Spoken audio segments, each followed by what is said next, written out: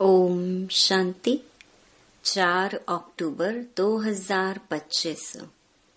बाबा के महावाक्य।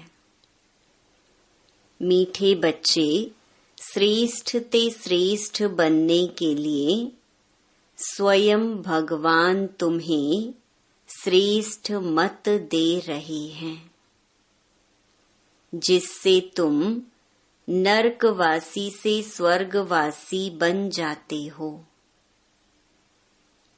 प्रश्न: देवता बनने वाले बच्चों को विशेष किन बातों का ध्यान रखना है? उत्तर: कभी कोई बात में रूठना नहीं, शक्ल मुर्दे जैसी नहीं करनी है, किसी को भी दुख नहीं देना है। देवता बनना है तो मुख से सदैव फूल निकले। अगर कांटे व पत्थर निकलते हैं तो पत्थर के पत्थर ठहरे। गुण बहुत अच्छे धारण करने हैं। यहाँ ही सर्वगुण संपन्न बनना है। सजा खाएंगे तो फिर पद अच्छा नहीं मिलेगा। ओम शांति। नए विश्व व नई दुनिया के मालिक बनने वाले रूहानी बच्चों प्रति रूहानी बाप बैठ समझाते हैं। यह तो बच्चे समझते हैं कि बाप आए हैं बेहद का वर्षा देने। हम लायक नहीं थे, कहते हैं हे प्रभु मैं लायक नहीं हूँ, मुझे लायक बनाओ। बाप बच्चों को समझाते हैं तुम मनुष्य तो हो, यह देवताएं भी मनुष्य हैं, परंतु इनमें दैवी गुण है। इन्हों को सच्चा सच्चा मनुष्य कहेंगे। मनुष्यों में आसुरी गुण होते हैं तो चलन जानवरों में सल हो जाती है। दैवी गुण नहीं है तो उसको आसुरी गुण कहा जाता है। अब फिर बाप आकर तुमको श्रेष्ठ देवता बनाते हैं। सचखंड में रहने वाले सच्चे सच्चे मनुष्य यह लक्ष्मी नारायण है। इन्हों को फिर देवता कहा जाता है। इन्हों में दैवी गुण है। भल गाते भी हैं हे पतित पावन आओ। परंतु पावन राजाएं कैसे होते हैं, फिर पतित राजाएं कैसे होते हैं, यह राज कोई नहीं जानते। वह है भक्ति मार्ग। ज्ञान को तो और कोई जानता नहीं। तुम बच्चों को बाप समझाते हैं और ऐसा बनाते हैं। कर्म तो यह देवताएं भी सतयुग में करते हैं, परंतु पतित कर्म नहीं करते हैं। उनमें दैवी गुण है। छीछी काम न करने वाले ही स्वर्गवासी होते हैं। नरकवासी से माया छीछी काम कराती है। अब भगवान बैठ श्रेष्ठ काम कराते हैं और श्रेष्ठ मत देते हैं कि ऐसे छीछी काम नहीं करो। श्रेष्ठ ते श्रेष्ठ बनने के लिए श्रेष्ठ ते श्रेष्ठ मत देते हैं। देवताएं श्रेष्ठ है ना, रहते भी हैं नई दुनिया स्वर्ग में। यह भी तुम्हारे में नंबरवार पुरुषार्थ अनुसार जानते हैं। इसीलिए माला भी बनती है 8 की व 108 की करके 16,108 की भी कहें, वह भी क्या हुआ। इतने करोड़ मनुष्य हैं, इनमें 16,000 निकले तो क्या हुआ। 1/4% भी नहीं। बाप बच्चों को कितना ऊंच बनाते हैं। रोज बच्चों को समझाते हैं कि कोई भी विकर्म नहीं करो। तुमको ऐसा बाप मिला है तो बहुत खुशी होनी चाहिए। तुम समझते हो कि हमको बेहद के बाप ने एडॉप्ट किया है। हम उनके बने हैं। बाप है स्वर्ग का रचयिता। तो ऐसे स्वर्ग का मालिक बनने के लायक सर्वगुण संपन्न बनना पड़े। यह लक्ष्मी नारायण सर्वगुण संपन्न थे। इन्हों के लायकी की महिमा की जाती है।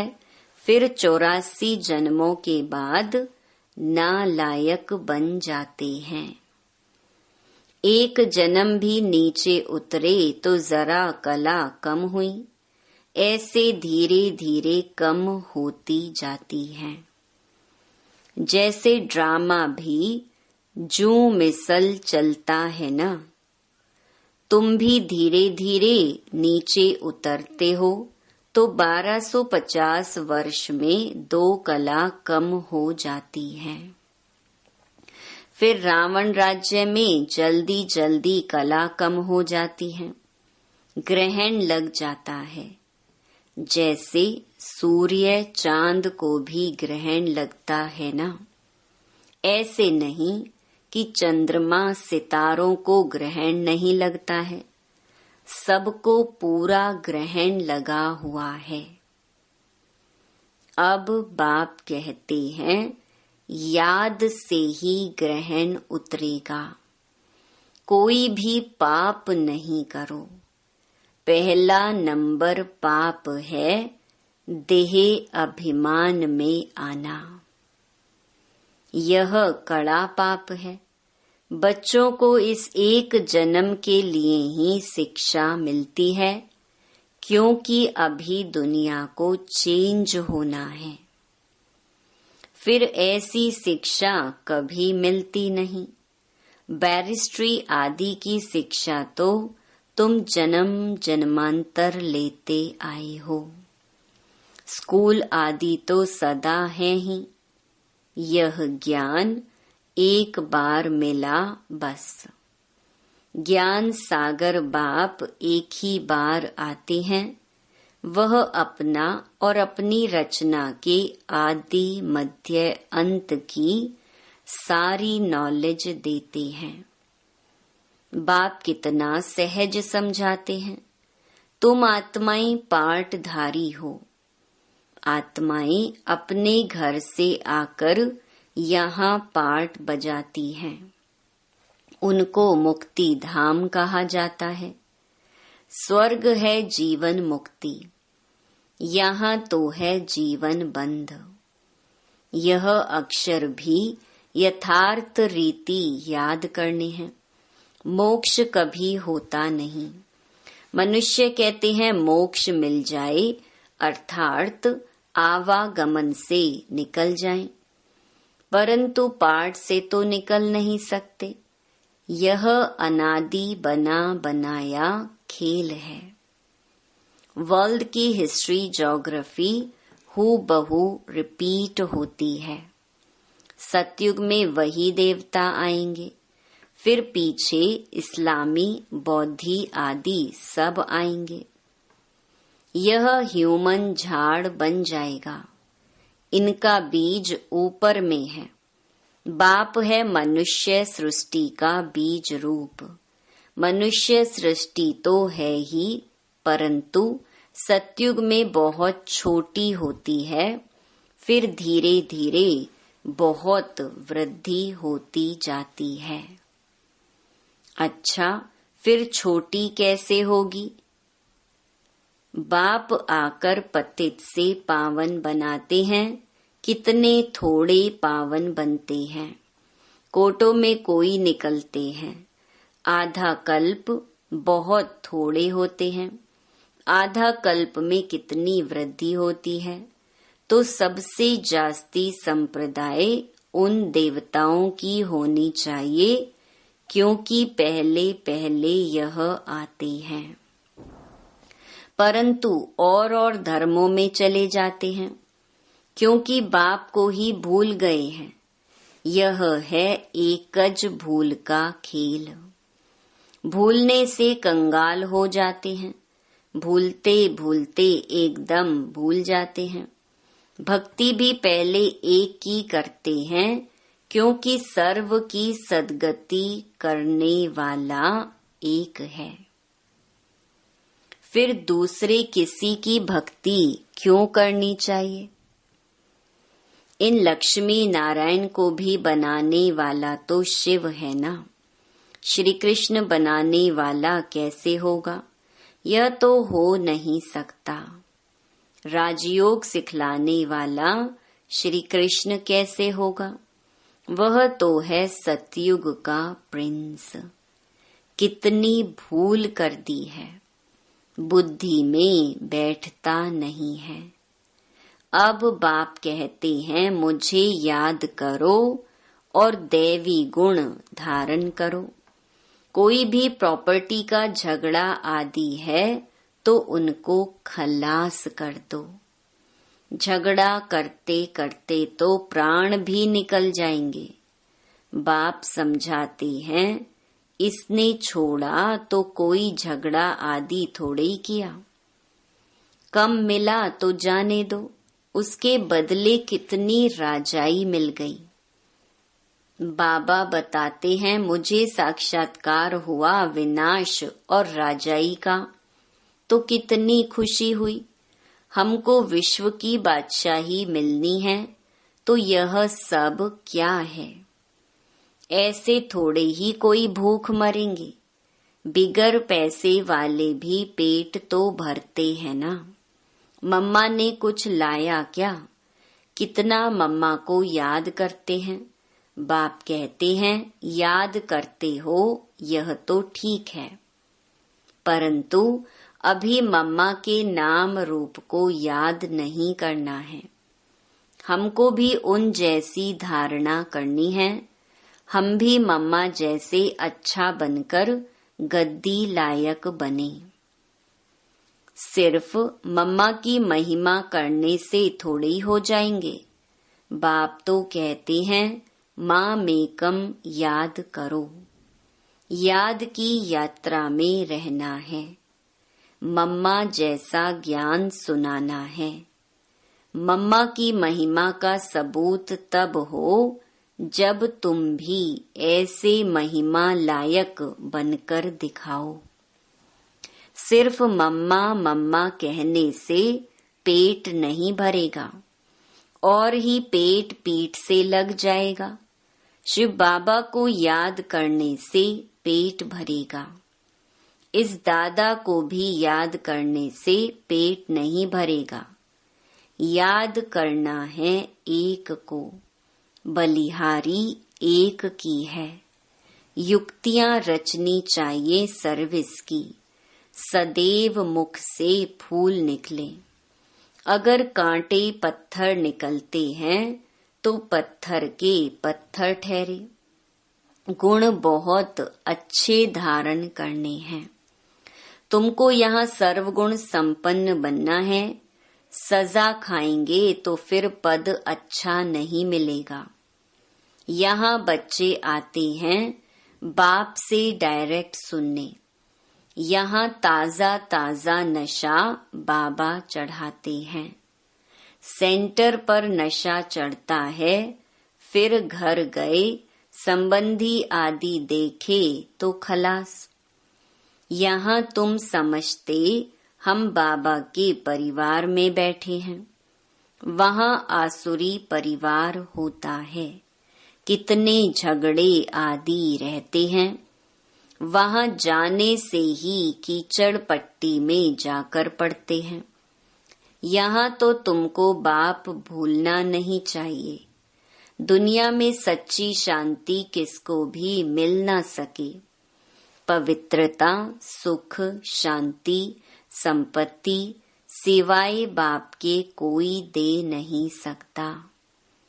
ऐसे नहीं कि बाप आशीर्वाद करते हैं, आयुष्मान भव, पुत्रवान भव। नहीं, आशीर्वाद से कुछ भी नहीं मिलता, यह मनुष्यों की भूल है। सन्यासी आदि भी आशीर्वाद नहीं कर सकते। आज आशीर्वाद देते, कल खुद ही मर जाते। पोप भी देखो कितने होकर गए हैं। गुरु लोगों की गद्दी चलती है, छोटेपन में भी गुरु मर जाते हैं, फिर दूसरा कर लेते, या छोटे चेले को गुरु बना देते हैं। यह तो बाप दादा है देने वाला। यह लेकर क्या करेंगे? बाप तो निराकार है ना, लेंगे साकार। यह भी समझने की बात है। ऐसा कभी नहीं कहना चाहिए कि हम शिव बाबा को देते हैं। नहीं, हमने शिव बाबा से पदम लिया, दिया नहीं। बाबा तो तुमको अनगिनत देते हैं। शिव बाबा तो दाता है, तुम उनको देंगे कैसे? मैंने दिया, यह समझने से फिर देहे अभिमान आ जाता है। हम शिव बाबा से ले रहे हैं। बाबा के पास इतने ढेर बच्चे आते हैं, आकर रहते हैं तो प्रबंध चाहिए ना। गोया तुम देते हो अपने लिए, उनको अपना थोड़े ही कुछ करना है। राजधानी भी तुमको देते हैं, इसीलिए करते भी तुम हो। तुमको अपने से भी ऊंच बनाता हूँ। ऐसे बाप को तुम भूल जाते हो। आधा कल्प पूज्य, आधा कल्प पुजारी। पूज्य बनने से तुम सुख धाम के मालिक बनते हो, फिर पुजारी बनने से दुख धाम के मालिक बन जाते हो। यह भी किसको पता नहीं कि बाप कब आकर स्वर्ग की स्थापना करते हैं। इन बातों को तुम संगम युगी ब्राह्मण ही जानते हो। बाबा इतना अच्छी रीति समझाते हैं, फिर भी बुद्धि में नहीं बैठता। जैसे बाबा समझाते हैं ऐसे युक्ति से समझाना चाहिए। पुरुषार्थ कर ऐसा श्रेष्ठ बनना है। बाप बच्चों को समझाते हैं, बच्चों में बहुत अच्छे दैवी गुण होने चाहिए। कोई बात में रूठना नहीं, शक्ल मुर्दे जैसी नहीं करनी है। बाप कहते हैं ऐसे कोई काम अभी नहीं करो। चंडी देवी का भी मेला लगता है। चंडिका उनको कहते हैं जो बाप की मत पर नहीं चलती, जो दुख देती हैं। ऐसी चंडिकाओं का भी मेला लगता है। मनुष्य अज्ञानी है ना, अर्थ थोड़े ही समझते हैं। कोई में ताकत नहीं, वह तो जैसे खोखले हैं। तुम बाबा को अच्छी रीति याद करते हो तो बाप द्वारा तुम्हें ताकत मिलती है। परंतु यहाँ रहते भी बहुतों की बुद्धि बाहर में भटकती रहती है। इसीलिए बाबा कहते हैं यहाँ चित्रों के सामने बैठ जाओ तो तुम्हारी बुद्धि इसमें बिजी रहेगी। गोले पर, सीढ़ी पर किसको समझाओ तो बोलो सतयुग में बहुत थोड़े मनुष्य होते हैं, अभी तो ढेर मनुष्य हैं। बाप कहते हैं मैं ब्रह्मा के द्वारा नई दुनिया की स्थापना कराता हूँ, पुरानी दुनिया का विनाश कराता हूँ। ऐसे ऐसे बैठ प्रैक्टिस करनी चाहिए। अपना मुख आपे ही खोल सकते हैं। अंदर में जो चलता है वह बाहर में भी निकलना चाहिए। गूंगे तो नहीं हो ना, घर में रड़ियां मारने के लिए मुख खुलता है, ज्ञान सुनाने के लिए नहीं खुलता। चित्र तो सबको मिल सकते हैं, हिम्मत रखनी चाहिए। अपने घर का कल्याण करें। अपना कमरा चित्रों से सजा दो तो तुम बिजी रहेंगी। यह जैसे तुम्हारी लाइब्रेरी हो जाएगी। दूसरों का कल्याण करने के लिए चित्र आदि लगा देना चाहिए। जो आए उनको समझाओ। तुम बहुत सर्विस कर सकते हो। थोड़ा भी सुना तो प्रजा बन जाएंगे। बाबा इतनी उन्नति की युक्तियां बतलाते हैं। बाप को याद करो तो तुम्हारे विकर्म विनाश होंगे। बाकी गंगा में जाकर एकदम डूब जाओ तो भी विकर्म विनाश नहीं होंगे। यह सब है अंधश्रद्धा। हरिद्वार में तो सारे शहर का गंध आकर गंगा में पड़ता है। सागर में कितना गंध पड़ता है। नदियों में भी किचड़ा पड़ता रहता है। उससे फिर पावन कैसे बन सकते। माया ने सबको बिल्कुल बेसमझ बना दिया है। बाप बच्चों को ही कहते हैं कि मुझे याद करो। तुम्हारी आत्मा बुलाती है ना, हे पतित पावन आओ। वह तुम्हारे शरीर का लौकिक बाप तो है। पतित पावन एक ही बाप है। अभी हम उस पावन बनाने वाले बाप को याद करते हैं। जीवन मुक्ति दाता एक ही है, दूसरा ना कोई। इतनी सहज बात का अर्थ भी कोई समझते नहीं। अच्छा, मीठे मीठे सिकिलधे बच्चों प्रति मात पिता बाप दादा का याद प्यार और गुड मॉर्निंग। रूहानी बाप की रूहानी बच्चों को नमस्ते। धारणा के लिए मुख्य सार। पहला, मुख से ज्ञान रतन निकालने की प्रैक्टिस करनी है। कभी मुख से कांटे व पत्थर नहीं निकालने हैं। अपना और घर का कल्याण करने के लिए घर में चित्र सजा देने हैं। उस पर विचार सागर मंथन कर दूसरों को समझाना है। बिजी रहना है। दूसरा, बाप से आशीर्वाद मांगने के बजाय उनकी श्रेष्ठ मत पर चलना है। बलिहारी शिव बाबा की है, इसीलिए उन्हें ही याद करना है। यह अभिमान न आए कि हमने बाबा को इतना दिया। वरदान, बाप समान स्थिति द्वारा समय को समीप लाने वाले तत्त्वम के वरदानी भव। अपनेपन को मिटाना अर्थात बाप समान स्थिति में स्थित होकर समय को समीप लाना। जहाँ अपनी देह में या अपनी कोई भी वस्तु में अपनापन है, वहाँ समानता में परसेंटेज है। परसेंटेज माना डिफेक्ट। ऐसे डिफेक्ट वाला कभी परफेक्ट नहीं बन सकता। परफेक्ट बनने के लिए बाप के लव में सदा लवलीन रहो।